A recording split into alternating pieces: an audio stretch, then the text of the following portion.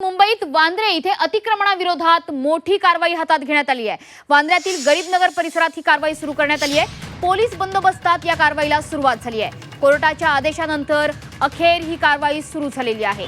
सुरक्षिततेच्या दृष्टीने अतिक्रमण हटवण्याची मोहीम हातात घेण्यात आलेली आहे। पोलीस बंदोबस्तात या कारवाईला सुरुवात झालेली आहे। वांद्रे पूर्व स्टेशन या बाजूला गरीबनगर या वस्तीमध्ये ही कारवाई सुरू करण्यात आलेली आहे। आपले प्रतिनिधी कपिल राऊत आपल्या सोबत जोडले गेलेले आहेत। पोलीस बंदोबस्तात ही कारवाई सुरू झालेली आहे। कपिल, एकंदरीतच खरं तर वांद्रे पूर्व स्टेशनच्या बाजूच्या या संपूर्ण अतिक्रमणावर आता हातोडा टाकला जातोय। इथे जेसीबी सुद्धा दाखल झालेले आहेत। काय अधिक अपडेट आहे? ही लढाई जी आहे रेल्वेची आणि तिथल्या लोकांची ही गेली 9 वर्ष जुनी लढाई आहे। खरं तर 2017ला हा आदेश पारित झाला होता का ती ज्या झोपडपट्ट्या आहेत त्या हटवणे गरजेचं आहे।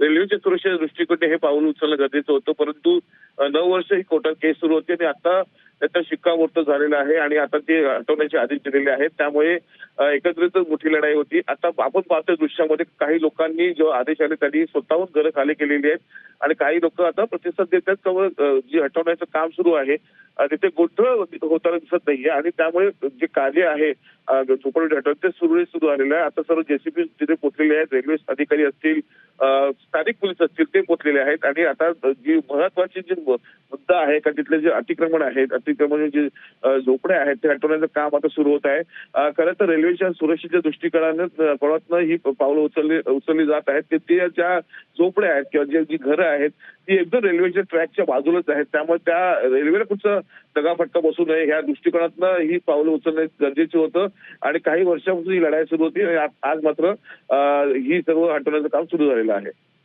कपिल, मात्र इथे आपण बघतो आहोत की आता जेसीबी लावून कारवाईला सुरुवात झालेली आहे। बऱ्याच वर्षांचा खरं तर हा लढा होता। तुम्ही सांगितल्याप्रमाणे रेल्वे प्रशासनाने ही कारवाई सुरू केली असली तरी सुद्धा स्थानिक प्रशासनाची कशी मदत मिळते?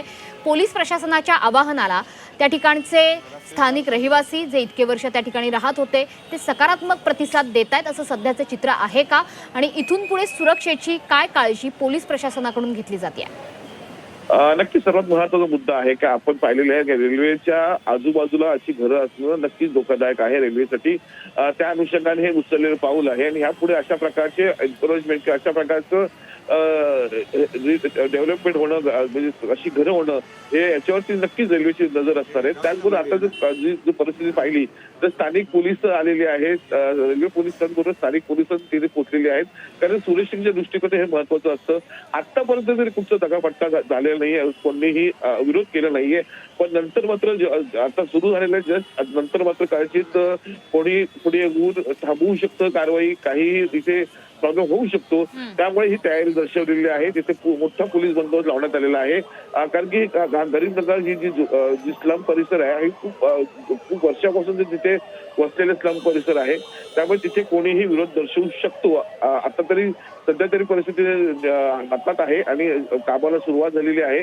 आपण पुढे मात्र विरोध दर्शवू शकतो, त्यामुळे पोलिसांची मोठा फोर्स पद्धत लावण्यात आलेला आहे। आपण आधी पाहिलेलं जेव्हा अशा अतिक्रमण हटवले जातात तेव्हा ते अनुचित प्रकार घडतात, तिथे विरोध होतो, तिथे आंदोलन होतात, त्यामुळे ह्या आंदोलनासाठी किंवा विरोधासाठी पोलिसांचा मोठा फोर्स तैनात करण्यात आलेला आहे। नक्कीच कपिल, त्यामुळे किरीट सोमय्या हे सुद्धा काही वेळापूर्वी या ठिकाणी दाखल झालेले आहेत। दृश्यांमधून आपण ते बघितलेले आहे। वांद्रे इथे अतिक्रमणाविरोधातली ही मोठी कारवाई आता सुरू झालेली आहे। धन्यवाद कपिल, दिलेल्या या सविस्तर माहितीबद्दल।